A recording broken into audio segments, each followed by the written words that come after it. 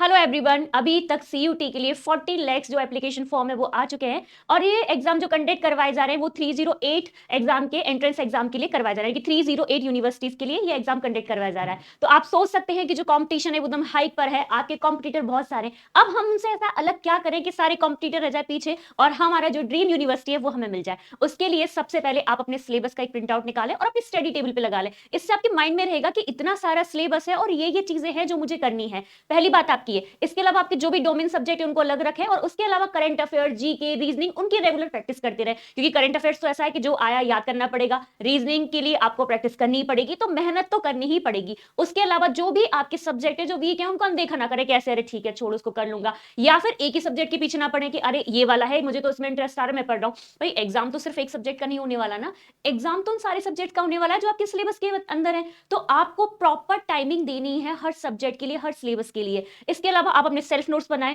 जितने भी पीवाईक्यूज हैं, सैंपल पेपर्स हैं लास्ट ईयर के, उन सबको सॉल्व करने की कोशिश करें। मानते हैं कि वही सेम पेपर नहीं आता, लेकिन काफी सारे क्वेश्चन रिपीट होने की संभावनाएं रहती है। उसके अलावा हमें पेपर पैटर्न पता रहता है, जब हम उस पेपर को सॉल्व करते हैं तो एक एग्जाम वाली फीलिंग आती है और हमें पता चलता है कि हमने कितनी सारी चीजें सही तरीके से की हैं और कहां पर हमें कितनी सारी मेहनत करने की जरूरत है। ये चीजें नहीं। उसके अलावा आप डेली रेगुलर पढ़ाई करें, ऐसा नहीं कि वीक में आज बर्थडे है, शादी है, मैरिज है, ये सब चलता रहेगा, लेकिन एंट्रेंस वाला एग्जाम तो एक ही बार है ना। तो जी जान लगाकर मेहनत करके फोड़ना है तो क्यों नहीं शुरू से ही मेहनत करें कि लास्ट में डिप्रेशन ना हो, पैनिक ना हो और ये एक्सक्यूज ना रहे कि इस वजह से नहीं रह पाया, इस वजह से नहीं हो पाया। तो ये सारी चीजें भूल जाए। उसके अलावा आप क्या करें कि अपने जितने भी सही स्टडी मटेरियल आप जहां से भी पढ़ रहे हैं उसको निकाल के रखें।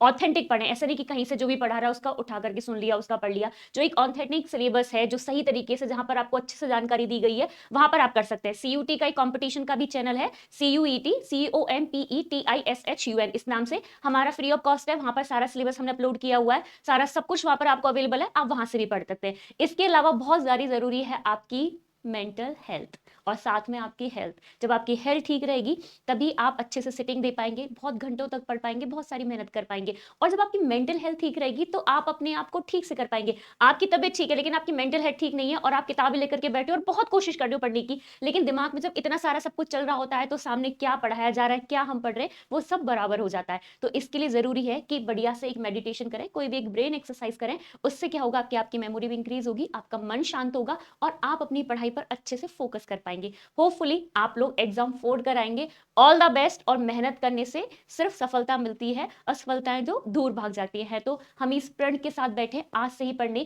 कि हमें जो करना है बस ये तो हमें लेकर ही रहना है। और देखिएगा आपकी मेहनत से, लगन से सारी चीजें बहुत आसान होने वाली हैं। All the best.